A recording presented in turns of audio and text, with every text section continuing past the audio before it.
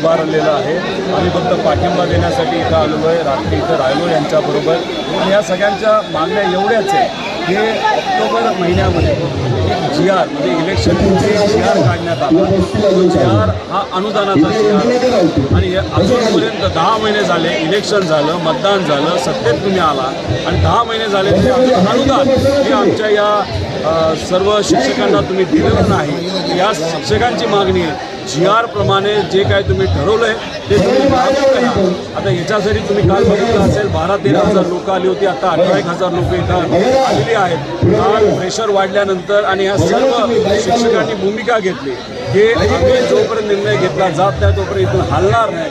मग शेवटी महाजन साहेब इथं आले आणि मग त्यांनी आश्वासन केलं आता 1 ते 12च्या दरम्यान इथे एक बैठक घेतली जाणार आहे विधिमंडळामध्ये, ज्या ठिकाणी CM, दोन DCM आणि मंत्री असतील आणि जगदाळे साहेब आणि त्यांचे काही प्रतिनिधी त्या ठिकाणी असतील, त्याच्याचबरोबर काही आमदार तिथं असतील आणि निर्णय हा या शिक्षकांच्या बाजूने आजच्या आज घेतला जाईल असं त्यांनी आश्वासित घेतलं आहे. पवारसाहेब आता येऊन गेले, पुढच्या काही वेळातच एक तासाभरात इथं उद्धव ठाकरे साहेब येणार आणि इतर सर्व नेते येणार आहेत.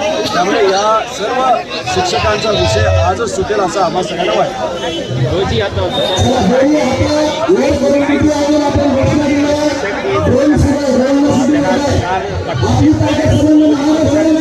या सरकारला कॉन्ट्रॅक्टरचं जास्त पडलेलं आहे.